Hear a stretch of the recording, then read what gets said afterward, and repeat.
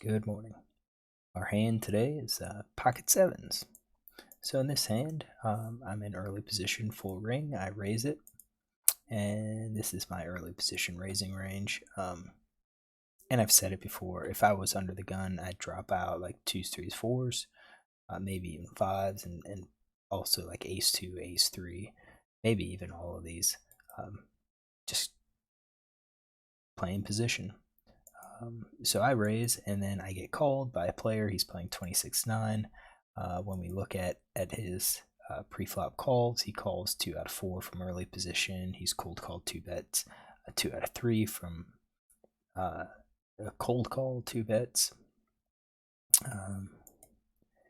Looks to be, but he doesn't seem to be overly overly loose. Just, I mean, across it, looking at his VPIP, he doesn't seem to be incredibly loose. So I think he's probably going to be playing something like this, probably heavy on high cards. He might not have all of these suited aces, but I think we're at about 15.7%.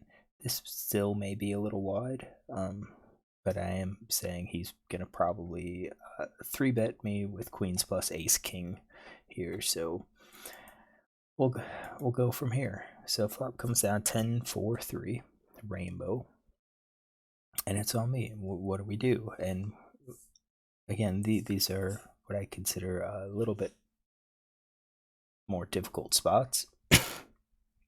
We have initiative, but we're out of position, and we're against a player that has somewhat of a mediocre range. Since they didn't 3-bet us, I wouldn't say it's an overly strong range, but it's kind of a mediocre range, and it's a bit of an unknown too, because I only have 71 hands. So is this a player who's going to call a lot on the flop and then fold to a turn bet, or what? So just on his fold to c-bet stats, you can see that out of position he's folded 80% on the flop and then 100% on the turn. But when he's in position, he hasn't folded, but he really hasn't been in that spot much. So can't really use those stats as a guide. So what do we do? I went ahead and checked, and I think this is right based on some of the solves that we've been doing, some of the GTO stuff that we've been doing.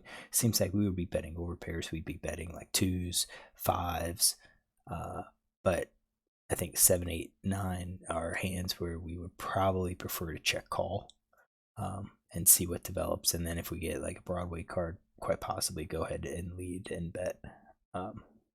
So I went ahead and checked.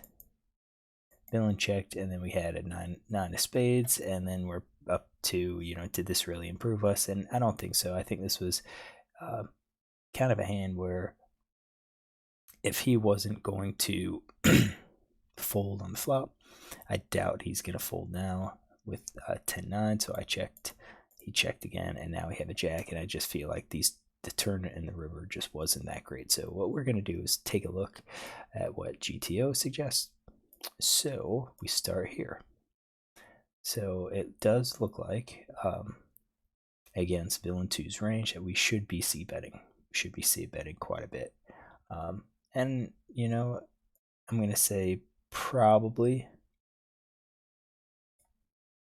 I could kind of undersee that, or I could see that, because he only has, well, he does have quite a few tens. He's got ace 10, king 10, queen 10, jack 10 suiteds. He has ace 10 off. He's got pocket tens. We could check it a little bit. So sevens is, check about a quarter of a time, bet, 70% of the time. Versus an unknown, I think the 7, 8, 9 are probably adequate for checking. Possibly. So, but it's in there. So I check. So I do have some sevens, and then villain is supposed to bet 46, check 53% of the time. He checked. So let's give us, what was it, a 9 of spades. 9 of spades. So now, once we've checked, now it looks like the turn, we are starting to become much more aggressive here. with these mid cards. So good thing we're reviewing it, because I marked this. It's kind of a ho hum hand. It's just check down. But I'm always interested in these, because should I have been aggressive, or should I have kept the pot small? I feel like I have a some value, but how do you maximize that value? So it does look like I should be betting here with the sevens that I have in my range. I checked, and then he checked behind, and that river was jack of clubs. And then now once we checked twice, then we're supposed to check, and let's say he bets, then we're going to be calling.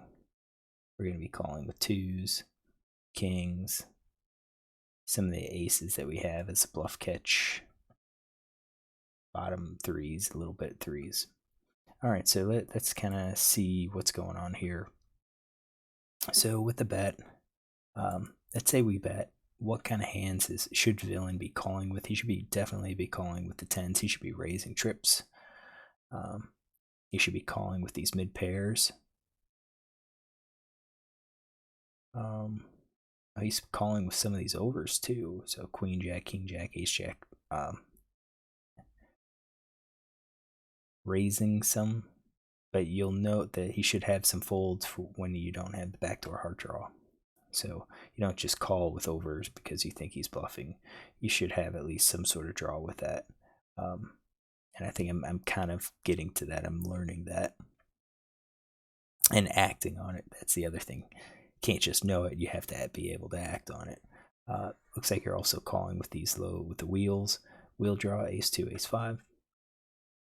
All right, so if we bet and he calls, do we bet again? And now we don't. So it's kind of, so let's say we check and he checks behind. Now do we bet again? No. So it looks like sevens are looking at maybe like one street of value. So if I check and he bets, we call. So sevens is looking like one street of value. We are, looks like, yes, I bet eights and nines are the same thing. Well, nines we fit trips. So I think on this hand we should have definitely bet here. Should have definitely bet on the flop. C-bet it. See what he does. If he calls, then we could check and just kind of prepping for it. If he bets, then sometimes we're going to call, sometimes we fold. Looks like we're calling with sevens, folding all of the other ones. So I don't think I had the 7. So this would be like a check fold. Would I be folding too much? Would I be folding too much? Well, let's see here. We've got, out of all the combos that he has, we're looking at, 11 combos. So we have 77 combos. So like a 7th, 1/7 is just ace high. Oh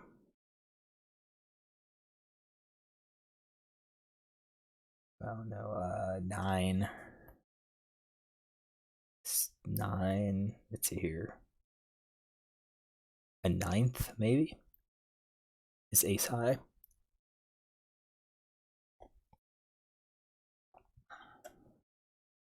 He is betting some flush draws. He's got the nut flush draws that he's betting. And that's going to have equity against our 7s. So, I think here definitely made a mistake. I was too passive. Should have been aggressive. And I think it helps going to balance some of our premium hands. So we would still bet with ace king, ace queen, ace jack. Ace queen seems to be like 50%. Sometimes we check, sometimes we bet, but we're betting the overs. If he calls, which I do think some people call, then it looks like we are firing again with all of our over pairs. So we're going for value with those. It looks like 9s, trick 9s. We're checking some. So we fill up with trips, and then we're going to be checking, and that's probably to check our, like 10 jack hands to help protect. 7-8. That's going to protect some of our one pair hands, kind of limit bluffs. Now, do I think Villain's actually going to play GTO? Possibly. I don't really know him. I think they're less likely to raise. So I do think he would probably lean towards a call here. Call with the 10s. Probably call with trips as well. 2s, 3s, and 10s.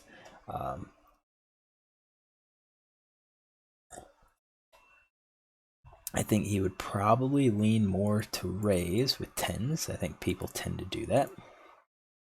So if I bet they raise with 10s, I think he probably calls with those. So let's run the solver here and see what it looks like. I'll come back when it is done.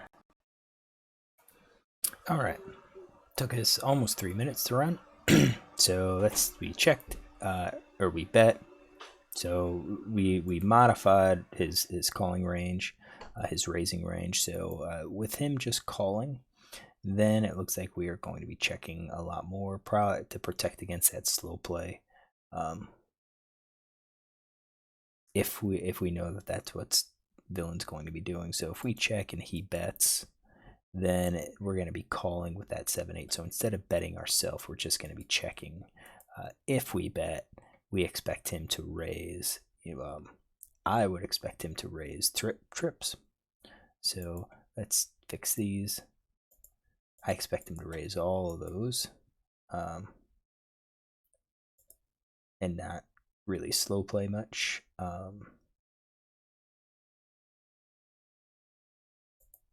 do think Jax is going to raise too. So let's run solver. We'll come back. All right. So changes a little bit. So we're supposed to check a lot. Now it looks like we're betting. 7s is still a check. We can bet if we have that spade blocker, but if we think Villain's going to be raising us with the trips, I think this is going to be another decent spot to go ahead.